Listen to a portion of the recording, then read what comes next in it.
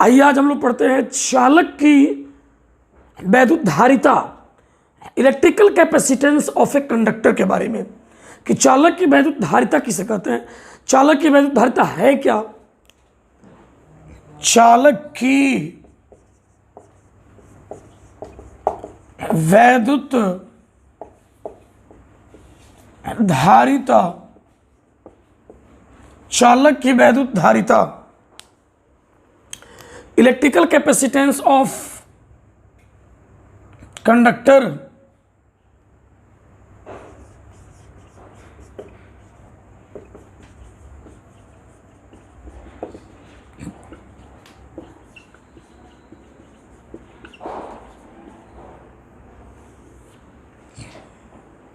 धारिता का मतलब क्या होता है? जैसे कोई चालक है, कोई गोलीय चालक या किसी भी आकार का कोई चालक, अब इसमें आवेश होल्ड करने का जो कैपेसिटी होता है, एबिलिटी, कि कितना आवेश ये संग्रह कर सकता है, कितना आवेश संग्रह करने की इसमें क्षमता है, उसी क्षमता को हम कहते हैं धारिता, कैपेसिटेंस।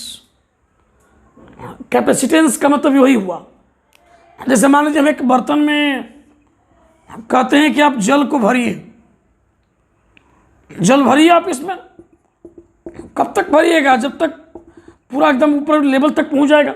इसके बाद डालिएगा तो इसको बाहर लगेगा गिरने, क्योंकि इस बर्तन का जो कैपेसिटी है वो तो खत्म हो गया, अब रखने की क्षमता समाप्त हो गया। अब बाउंड्री, अब इस लेवल को पार करेगा तो बाहर गिरेगा। इसी तरह इसको जब आवेश दीजिएगा, किसी चालक पर आवेश दीजिएगा, तो इस पर आवेश संग्रह होने का एक सीमा होगा, एक लिमिट, कि कितना आवेश आप इसको दे सकते हैं। अगर आप आवेश देते जाइए इस चालक को, इस चालक को आप आवेश देते जाइए और देते जाइए और दीजिए और आवेश दीजिए, तो होगा क्या कि जो इसके अगल बगल का जो माध्यम है, चाहे वो वायु हो चाहे कोई भी माध्यम हो, वो माध्यम, जो उस माध्यम की क्षमता है विद्युत के रोकने की, आवेश को रोकने की क्षमता, कि यहाँ पर जो वायु है, जो वायु क्या होता है? वायु चालक होता है, विद्युत रोधी होता है, डाइलेक्ट्रिक होता है, वो इस आवेश को रोके हुए है, कहीं और नहीं जाने दे रहा। अब बहुत ज़्यादा आवेश देते जाइए, तो यहाँ जो माध्यम है चारों तरफ, उसको, इस आवेश को बाहर से रोकने की जो क्षमता है वो खत्म हो जाएगा। उसके बाद क्या इस पर आवेश आप दे पाइएगा? तो मैक्सिमम आवेश जितना दे सकते हैं आप, जिसको कोई बाहर का जो ये परावैद्युत माध्यम है जिस पर वो उसको रोक सकता है, तो जितना मैक्सिमम आवेश इसको दे सकते हैं और जितना ये मैक्सिमम आवेश का संग्रह कर सकता है, उस क्षमता को, कि कितनी इसकी क्षमता है जो आवेश दिया जाए, उस क्षमता को कहते हैं धारिता।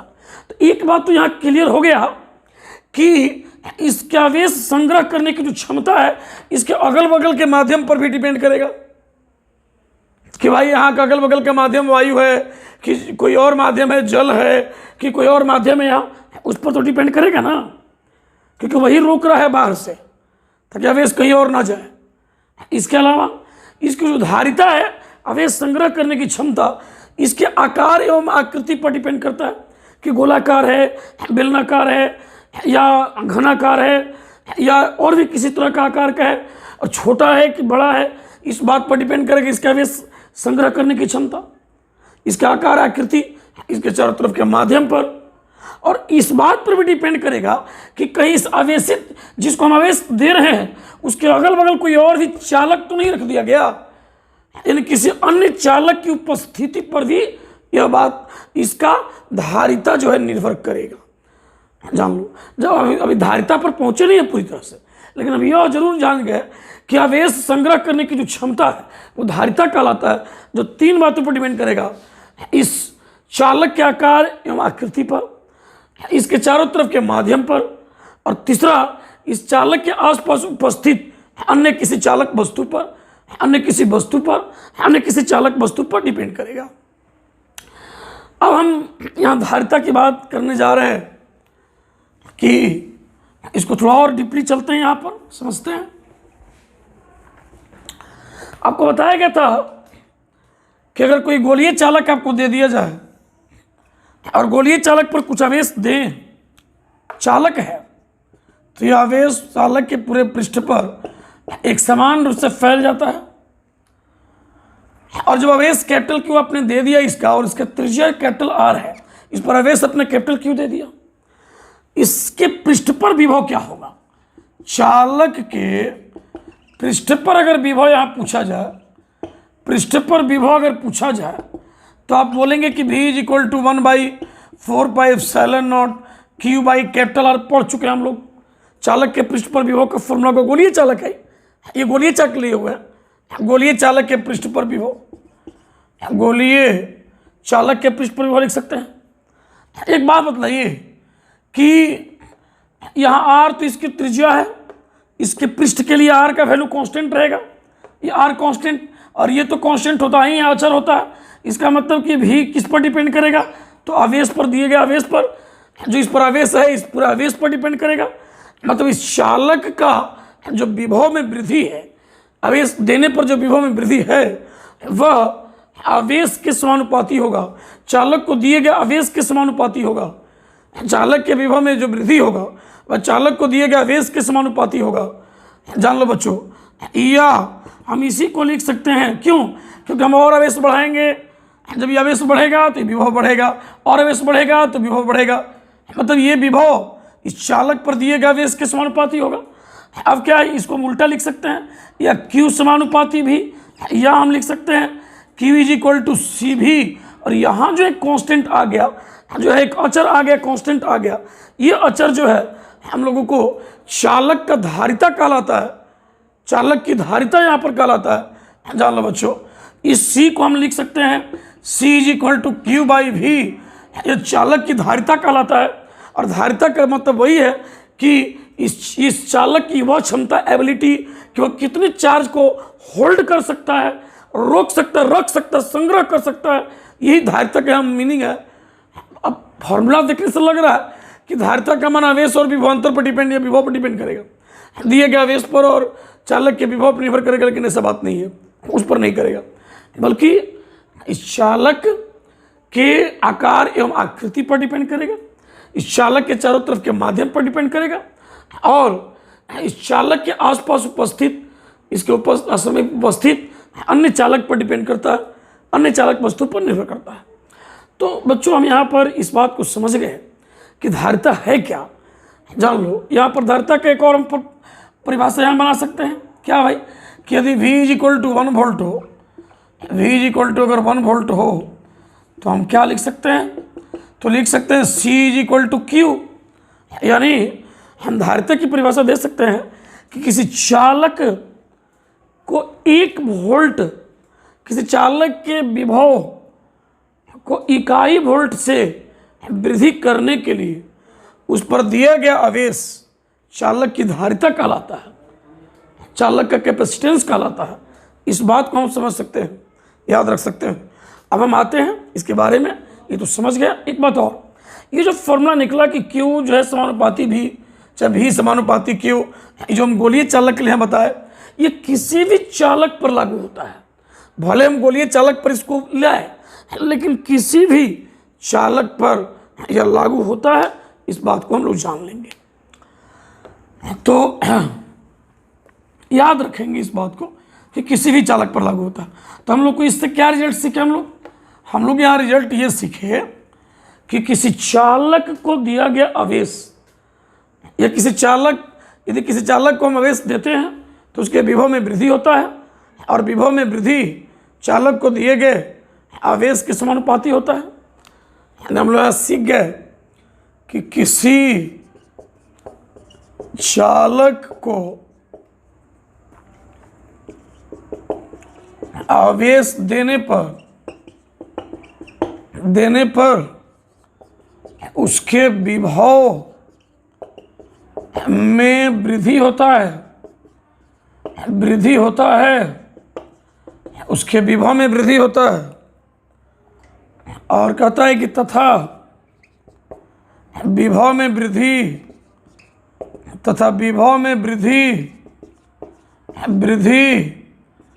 चालक को दिए गए चालक को दिए गए आवेश के समानुपाती होता है, समानुपाती होता है, अर्थात जो है भी समानुपाती Q, या इसी को हम लिख सकते हैं Q समानुपाती भी, या हमें रिजल्ट मिल जाएगा या Q बराबर सी भी।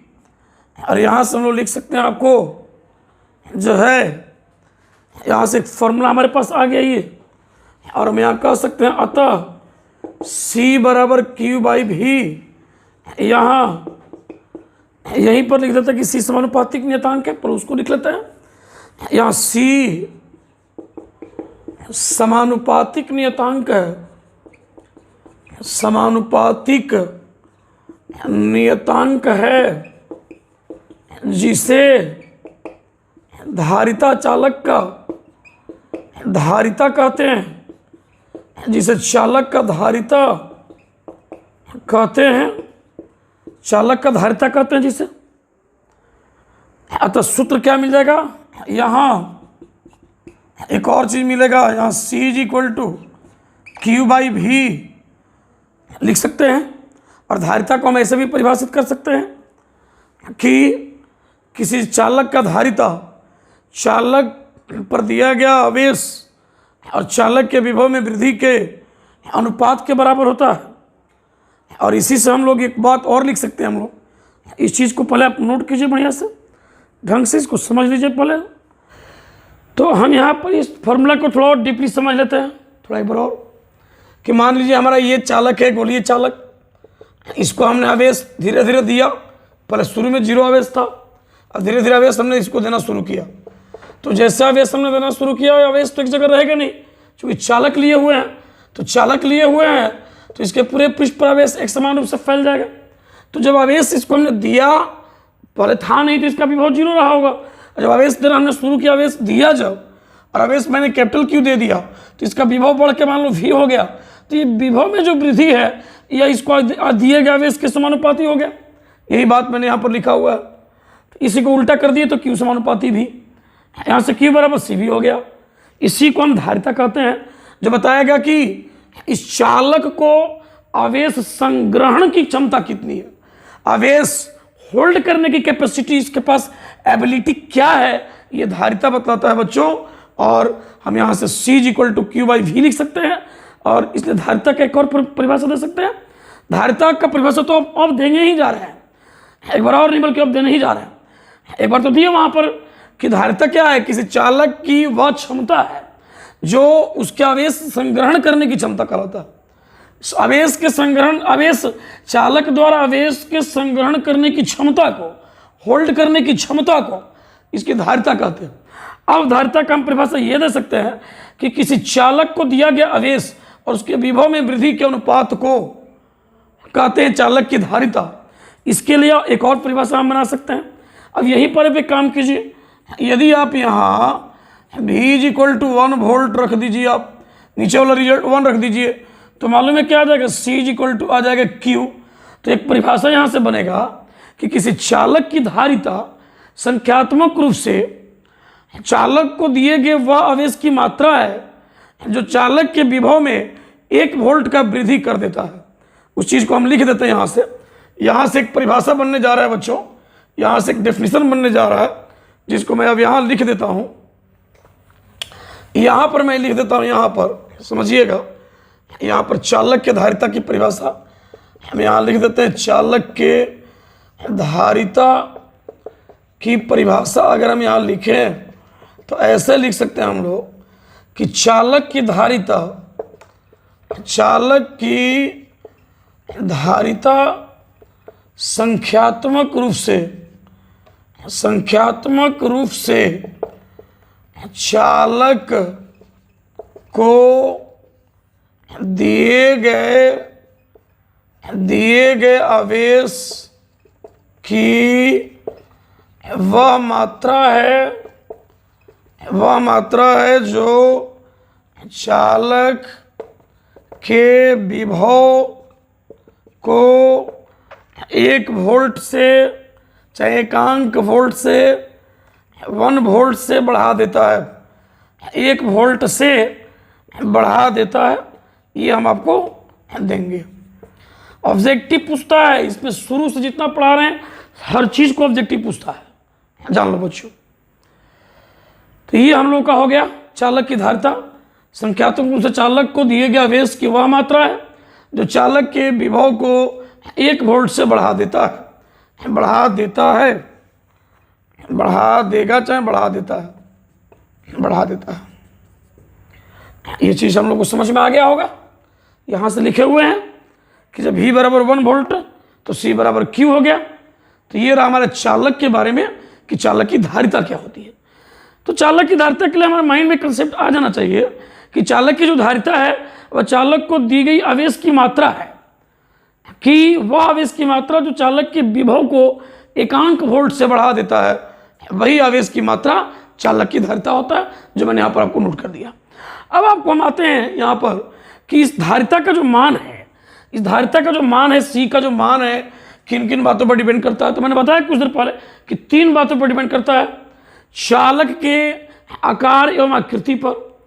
दूसरा, तो इसका चर्चा हम कर लेते हैं। 3 बात कौन कौन? चालक के आकार एवं आकृति पर, दूसरा है चालक के चारों तरफ के माध्यम पर, और तीसरा है कि चालक के समीप उपस्थित अन्य चालकों पर।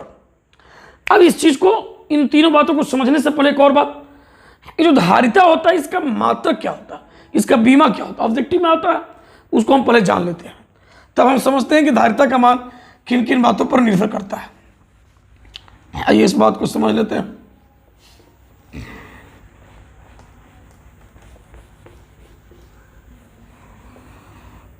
तो बच्चों हम यहां पर बात कर रहे हैं, इसको पहले मिटा दूं पूरा कंप्लीट को, पूरे चीज को मिटा दे रहा हूं। अब हम बात करेंगे कि चालक की धारिता या धारिता कैपेसिटेंस, धारिता का मात्रक एवं विमाएं। धारिता का मात्रक, धारिता का मात्रक एवं विमाएं, यहां पर हम बात करेंगे बच्चों। धारिता का ऐसे ही मात्रक क्या लिखते हैं समझना। धारिता का ऐसे ही मात्रक लिखते हैं हम लोग फैराड, फैराड लिखते हैं। फैराडे नहीं है, फैराड है, ऐसे लिखेंगे फैराड होता है। और यहां इंटरेस्टिंग बात देखो, चूंकि अभी पढ़ें कि C बराबर Q/V होगा, अतः एक फैराड जो होगा, एक फैराड जो होगा ये 1 कूलम्ब और बाई 1 वोल्ट के बराबर होगा। यानी 1 फैराड जो होगा 1C/1 वोल्ट के बराबर होगा। ऑब्जेक्टिव में कभी कभी पूछ देता है 1 कूलम्ब जो है पर वोल्ट को 1 फैराड कहते हैं। इसको हम ऐसे लिख सकते हैं 1 कूलम्ब पर वोल्ट लिख सकते हैं हम लोग, 1 फैराड कहते हैं। लेकिन ये फैराड जो है धारिता का बड़ा मात्रक है, और संधारित्र और चालक की जो धारिता होता है उसको हम बहुत ही छोटे मान उसका मिलता है, इसलिए धारिता को मापने के लिए कुछ छोटे मात्रक का उपयोग करते हैं। तो धारिता के कुछ छोटे मात्रक भी हम लिख देते हैं यहाँ पर। इस चीज़ को पहले देख लीजिए बढ़िया से ढंग से, तो आगे हम बढ़ते हैं। ऑब्जेक्टिव में ये सब चीज़ आ जाता है। धारिता के छोटे मात्रक की हम बात करेंगे यहाँ। धारिता के छोटे मात्रक, धारिता के छोटे मात्रक जो है, नंबर 1 आपको माइक्रोफैराड, इंग्लिश में लिखता हूं अच्छा रहेगा, माइक्रोफैराड, माइक्रोफैराड की बात हो रहा है। फैराड संकेत इसका μF होगा। और याद रखो बच्चों कि 1 माइक्रोफैराड जो होगा 10⁻⁻6 फैराड होगा। और दूसरा होगा हम लोगों को जो है पिकोफैराड, पिकोफैराड सिंबल होगा PF, और 1 पिकोफैराड 10⁻⁻12 फैराड होगा। तीसरा होगा हम लोग को नैनोफैराड, नैनोफैराड सिंबल होगा आपको NF, और 1 नैनोफैराड 10⁻⁻9 फैराड होगा। मिली फैराड भी होता है, लेकिन मिली फैराड बहुत कम मिलेगी, 3 मिलेगा सबसे ज़्यादा, याद रखेंगे हम लोग। अब धारिता के बीमा को हम निकाल लेते हैं कि धारिता का बीमा क्या होगा हम लोगों को। आइए बच्चों इस बात को समझते हैं। अभी हम लोग कैपेसिटर नहीं पढ़ रहे हैं, संधारित्र का स्टडी नहीं कर रहे हैं, अभी हम चालक के धारिता का स्टडी कर रहे हैं। बहुत सारे किताबों में, बहुत सारे बुक्स में सीधे संधारित्र कैपेसिटर से जो है दिया हुआ है कि संधारित्र जो है 2 चालकों का एक निकाय है। संधारित्र में 2 चालक होते हैं, एक धनावेशित दूसरा ऋणावेशित, उनके बीच परावैद्युत माध्यम भरा होता है, वो आवेश संग्रह करने का एक डिवाइस है। ये चीज़ स्टार्ट कर देता है, लेकिन वहाँ नहीं, उसके और पीछे से पढ़ा रहा हूँ जहाँ से बोर्ड में क्वेश्चन आता ही आता है, जान लीजिए। अब धारिता का हम बीमा यहाँ पर समझते हैं पहले। अब धारिता का बीमा समझते हैं हम लोग। यहाँ धारिता, विद्युतीय धारिता का बीमा, वैद्युत धारिता की बीमाएं निकालते हैं बच्चों। तो चूंकि C बराबर है Q/V, इसका बीमा निकालना हम लोगों को ब्रैकेट में रख देंगे। आवेश का बीमा होगा AT, और विभव का बीमा, विभवांतर का बीमा, विभव में वृद्धि, विभवांतर का बीमा हम लोग W/Q0 करके यहाँ पर पता कर लेते हैं। अब हमारे पता होने से तो होगा नहीं, आपको बताना है तो मैं बता दे रहे, हिंट कर दे रहे हैं। क्या हो जाएगा हम लोग को, कार्य का क्या होता है ml² T/-2 और आवेश का AT, तो क्या मिलेगा हम लोग को ml² T⁻³ A/-1। इसी बीमा को हम यहाँ रख देंगे, तो यहाँ पर क्या मिलेगा, ये मिलेगा हम लोग को ml² T⁻³ A⁻1।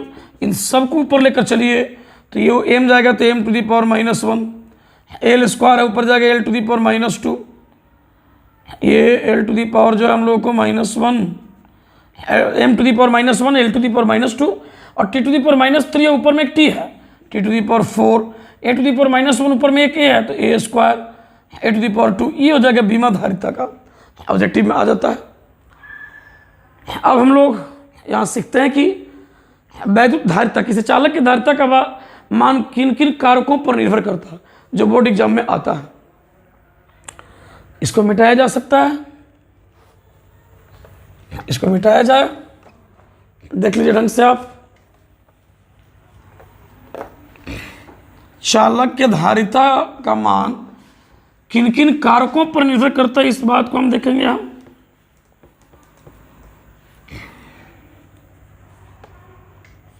चालक के धारिता के मान का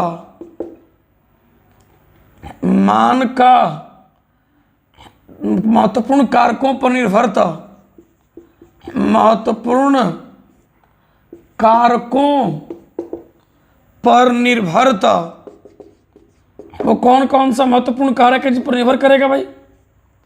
तो पहली बात कि चालक की धारिता जो है, चालक की धारिता चालक के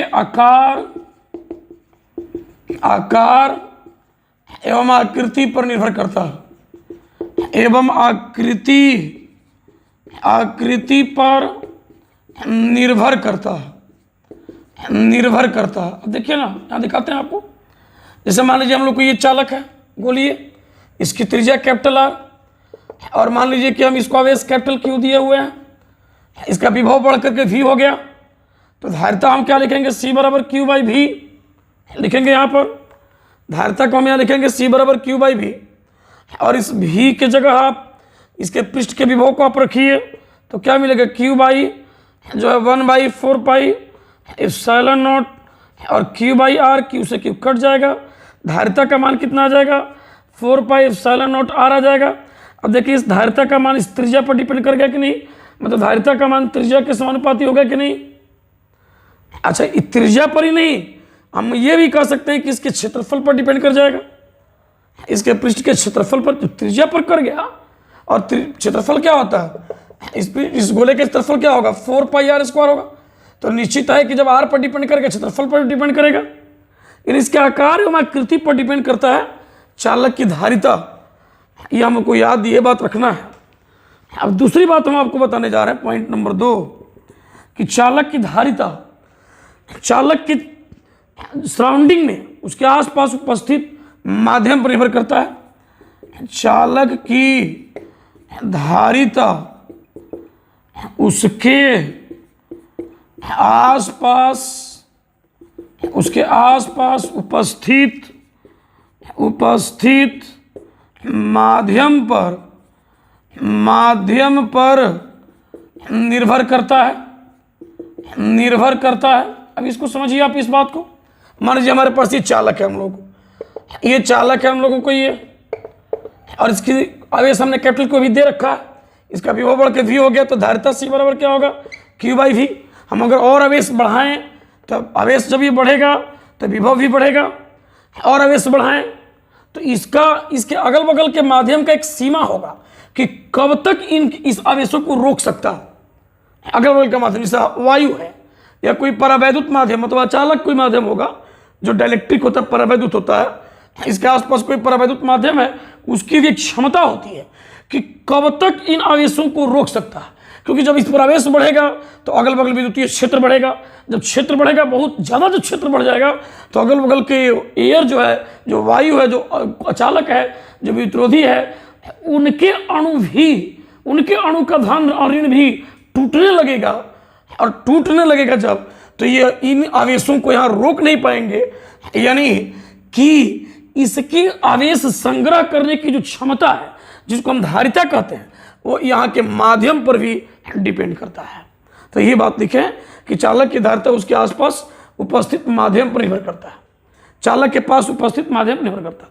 तीसरी बात हम लोग को ये है कि चालक की जो धारिता है वह चालक के समीप उपस्थित किसी अन्य चालक पर निर्भर करता है। चालक की धारिता चालक के समीप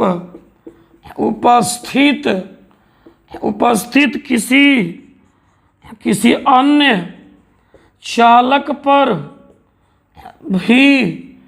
चालक पर भी निर्भर करता है। इस बात को समझ लेते हैं, निर्भर करता है, इस बात को हम समझते हैं यहाँ पर। अब देखिए, ध्यान दीजिए आप यहाँ, मान लीजिए कि आप यहाँ कोई चालक लिए हुए हैं, आइसोलेटेड है। आइसोलेटेड का मतलब इसका ये किसी के साथ मतलब कमिटमेंट इसका नहीं है, कमिटमेंट का मतलब कहीं जुड़ा हुआ किसी अन्य से नहीं है, तो आइसोलेटेड विलगित कहलाता है। अब इस पर आवेश हमने Q दिया, इसका विभव बढ़कर V हो गया, धारिता का मान C बराबर Q/V लिखे हुए हैं। अब क्या करते हैं, इसके बगल में एक चालक ला के रख देते हैं जो अनावेशित चालक है। मालूम है क्या होगा, इस पर जो धनावेश है, जो एक समान रूप से वितरित है पहले से, वो उस तरह नहीं रह पाएगा। एक और बात, अब क्या होगा कि इस पर चूंकि धनावेश है और ये भी चालक लाए हुए हैं, तो एक प्रेरणन पढ़े हैं बहुत पहले, प्रेरणन इंडक्शन। क्या होगा कि इसके मुक्त इलेक्ट्रॉनों की धनावेश आकर्षित करेगा, तो इधर ऋण आवेश यहाँ पर आ जाएंगे और इस तरफ इधर धनावेश आ जाएंगे।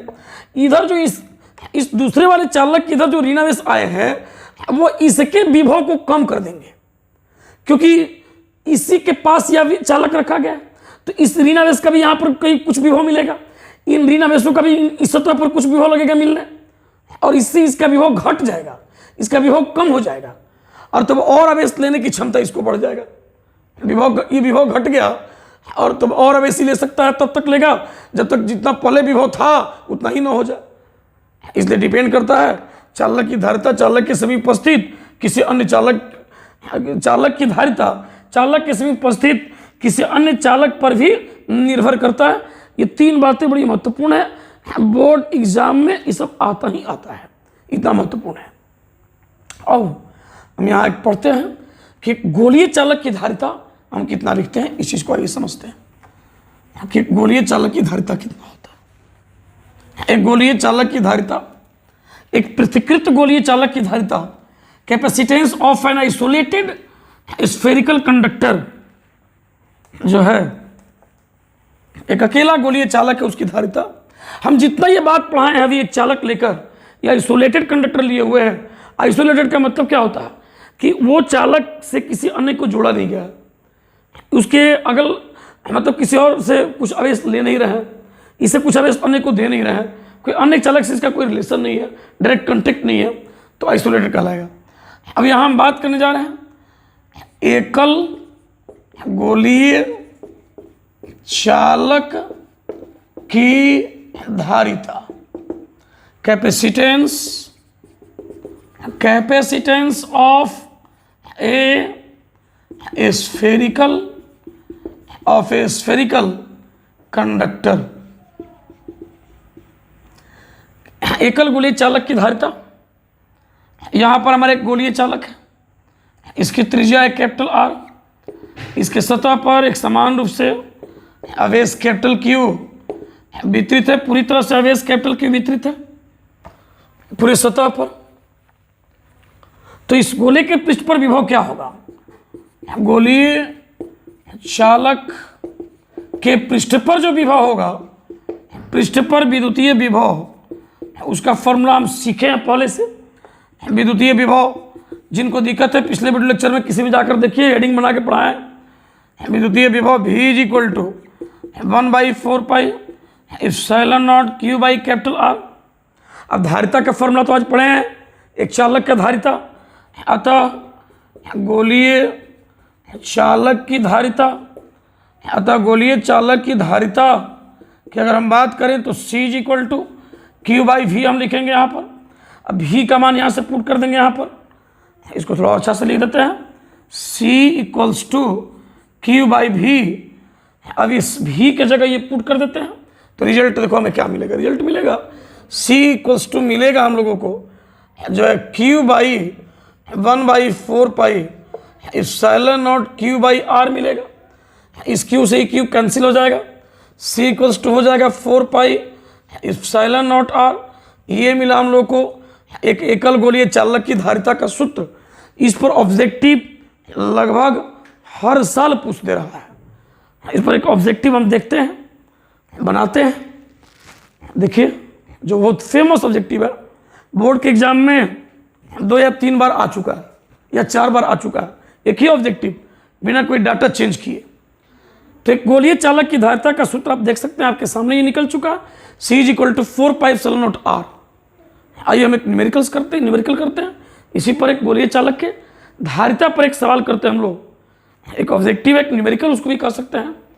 आइए हम लोग यहाँ पर पढ़ते हैं, यहाँ पर स्टडी करते हैं। आज का एक न्यूमेरिकल है जो ऑब्जेक्टिव भी है, और देखिए क्या है वो। एक क्वेश्चन है यहाँ पर हम लोगों को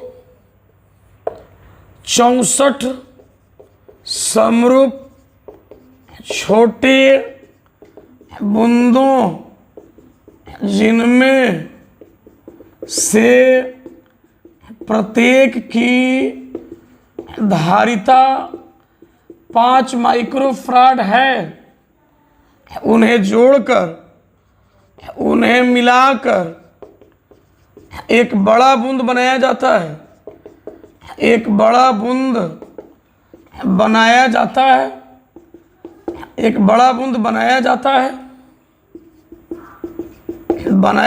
है, तो बड़े बूंद की धारिता होगी, तो बड़े बूंद की धारिता होगी, ये हम लोगों को है।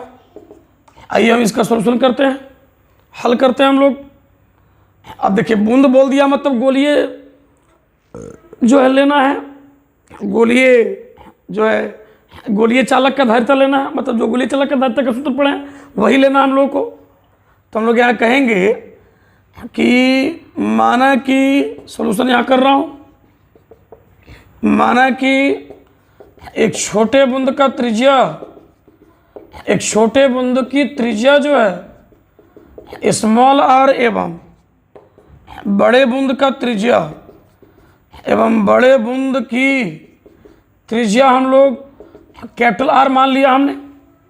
अब देखिए एक अतः एक छोटे बूंद का धारिता अतः एक छोटे गोलीय बूंद दिया हुआ था, छोटे समझो छोटे गोलीय बूंदों, यहाँ गोलीय बूंद, यहाँ पर गोलीय शब्द छूट गया है, यहाँ पर गोलीय याद रखिएगा, गोलीय यहाँ लिखा हुआ था क्वेश्चन में, यहाँ गोलीय लिख लीजिएगा, यहाँ पर गोलीय। एक छोटे गोलीय बूंद की धारिता, गोलीय बूंद की धारिता का जो फॉर्मूला होगा हम लोगों को ये हो जाएगा C1 इज इक्वल टू जो है 4 pi epsilon naught small R. अब ये फॉर्मूला तुरंत पढ़ा है, ये 5 माइक्रो फैराड दिया, मतलब 5 माइक्रो फैराड बराबर 4 पाई एप्सिलॉन नॉट आर। इसको इक्वेशन 1 मान लेंगे हम लोग, ये हम लोग को इक्वेशन 1 यहाँ मिल गया। अब देखिए 64 छोटे बूंदों को मिलाकर एक बड़ा गोलीय बूंद बनाया गया, इसका मतलब 64 छोटे बूंदों का कुल आयतन बड़े बूंद के आयतन के बराबर होगा। तो आगे मैं यहाँ पर बढ़ा रहा हूँ, हम लोग कहेंगे कि 64 छोटे बूंदों का आयतन, छोटे बूंदों का कुल आयतन बराबर होगा बड़े बूंद का आयतन। बड़े बूंद का आयतन हो जाएगा हम लोगों को, अब देखिए 64 गुणे 4/3 पाई स्मॉल आर क्यूब बराबर 4/3 पाई कैपिटल आर क्यूब। छोटे बूंद का त्रिज्या स्मॉल आर माने थे, ये 4/3 पाई 4/3 पाई कट जाएगा, यहाँ से हो जाएगा कैपिटल आर क्यूब बराबर 64 small R cube. Capital R बराबर जो है हो जाएगा आपको 4 स्मॉल आर। अब बड़े बूंद का धारिता, अब बड़े बूंद की धारिता जो है ये क्वेश्चन ऑब्जेक्टिव में आया है 3 से 4 बार यार, पर इतना लंबा चौड़ा बन रहा है। देखिए बड़े बूंद की धारिता C बराबर हो जाएगा आपको जो है, फॉर्मूला लगा दीजिए 4 pi epsilon not, capital R लेना है आपको, और कैपिटल आर को कितना लेना है तो 4 स्मॉल आर लेना है। तो C इज इक्वल टू हो जाएगा 4 pi epsilon naught into 4 small R. ये हो जाएगा हम लोग को 4 into 4 pi epsilon naught small R. और यहाँ देखिए इक्वेशन 1 से देखिए 4 pi epsilon naught small R का वैल्यू 5 माइक्रो फैराड, यहाँ पर इसके जगह 5 माइक्रो फैराड पुट कर दीजिए। यहाँ ये हो जाएगा हम लोग को 4 pi epsilon naught small R, इसके जगह पर आप 5 माइक्रो फैराड पुट कर दीजिए। तो हम लोग कहेंगे कि अतः C जो हमारा मिल जाएगा ये मिलेगा 4 गुणे 5 यानी कि 20 माइक्रो फैराड। आंसर हो गया हम लोगों को, देख सकते हैं आप समीकरण 1 का हमने यूज वहाँ कर दिया, यहाँ पर 5 माइक्रो फैराड पुट कर दिया, आंसर आ गया हम लोग को 20 माइक्रो फैराड। अब देख लीजिए ये रहा आपको क्वेश्चन। अब हम लोग बच्चों आगे अगले क्लास में पढ़ेंगे, और आप पढ़ते रहिए, खुश रहिए, मस्त रहिए। धन्यवाद।